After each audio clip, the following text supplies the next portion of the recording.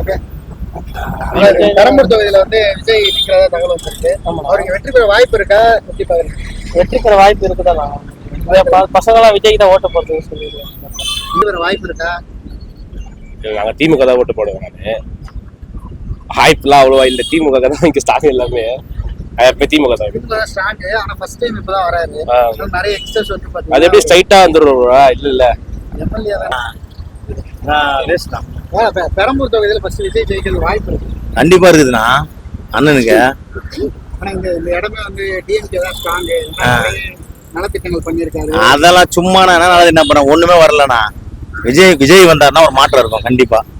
2026ல விஜய், சீமான், ஸ்டாலின், எடப்பாடி வந்தா நல்லா இருக்கும். எடப்பாடி வந்தா நல்லா இருக்கு. எடப்பாடி எதனால? எடப்பாடி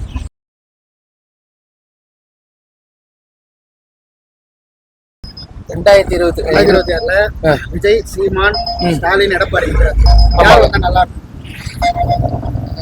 எடப்பாடி வந்தா நல்லா இருக்கு. எடப்பாடி எதனால? எடப்பாடி எதனாலன்னா நாங்க அப்பத்துலேருந்து ஏடிஎம்கே தான் சார். அதனால எடப்பாடி தான் எப்பவுமே சொல்றோம். நாங்க இப்ப இந்த 5 வருஷம் திராவிட மாடல் ஆட்சி எப்படி திராவிட மாடல் ஆட்சிங்களா எல்லாமே இலவசம்னு கொடுக்கும்போது அது எல்லா அடுத்த வரிகிரிலாம் நம்ம தலையில தான் வந்தது விடியும். அதனால திராவிட மாடலு கொஞ்சம் டவுட்டு தான். எடப்பாடி தான். ஒரு சீமான் பத்தி என்ன நினைக்கிறீங்க? 15 வருஷமா பேசுறவர் இந்த முறையும் தனித்தே கிளம்புறாங்க. அவரு தனித்தே கிளம்பான்றது தவறு சார். அவர் கூட்டணிக்கு வந்தாதான் ஒரு ஒரு வெற்றி அடைய முடியும்.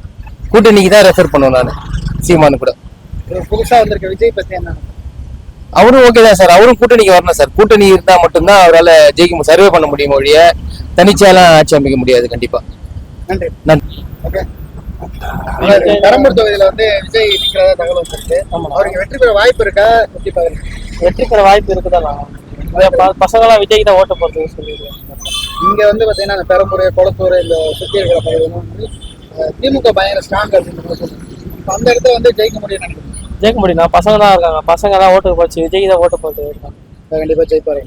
ஒரு 3 வருஷம் இருக்கு பொலிட்டிக்கல் அவருக்குள்ள வந்து விஜய் எப்படி பண்ணிட்டு இருக்கா? அதான் நம்ம தெரியல. அது ஒன்றும் அவ்வளோ டெவலப் ஆகல பண்றது கம்மியாக தான். 5 வருஷம் இந்த திராவிட மாடல் ஆட்சி அது நம்மளுக்கு தெரியாது. பெருசாக ஐடியா இல்லை. ஒரு சீமான் ஒருத்தர் இருக்காரு. நான் அவரோட ஸ்பீச் கேட்குறீங்களா? அவருடைய அவர் நம்மளுக்கு பிடிக்காது.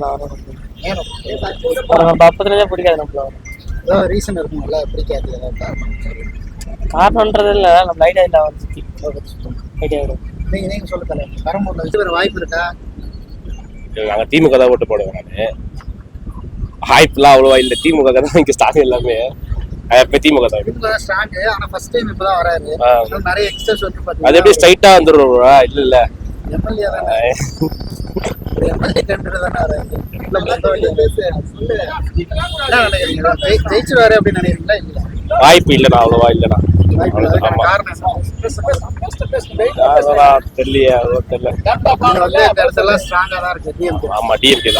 அவர் வந்து ஒரு 3 வருஷம் எப்படி பண்ணிட்டு இருக்காரு விஜய்?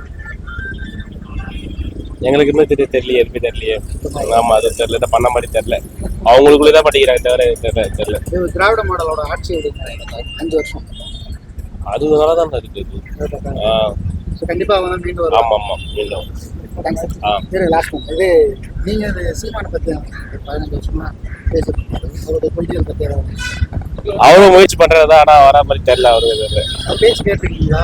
அவ்வளவா கேட்டது இல்லைண்ணா. அவருடைய பொலிட்டிக்கல் ஐடியாலஜி பத்தி ஏதாவது?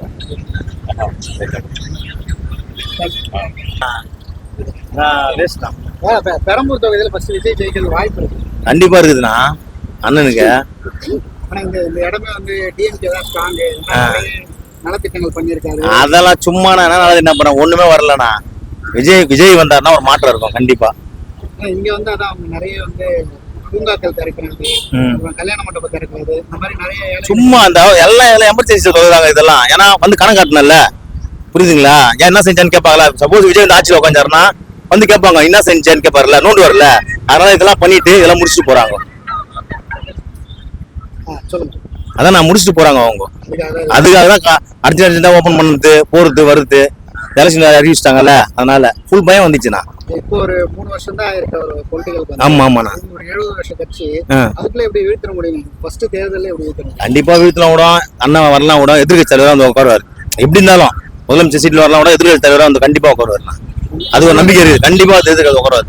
இப்போ ஒரு சீமான் ஒருத்தர் 15 வருஷமா பேசிட்டு இருக்கு. அவரை ஒன்னா அவரை நானா சீமானா அவரை அவரும் ஒரு ஆளா வந்து நிக்கிறாருல. நிக்கிறாரு. அவர் கொள்கைலாம் ஃபர்ஸ்ட் நல்லா இருந்ததுண்ணா, இப்போ வந்து சரியில்லைண்ணா. யாரு வந்தாலும் அவர் வந்து ஓட விடுறாரு அவரு. ஏன்னா ஒரு அமௌண்ட் அங்க வாங்கிக்கிறாரு, வாங்கிட்டு 2 பேச்சு போட்டு யார் புதுசா வராங்களா ரஜினி ஓட விட்டாரு, அப்புறம் கமல் ஓட விட்டாரு, எல்லாரையும் ஒருத்தர் ஓட விடுறாரு.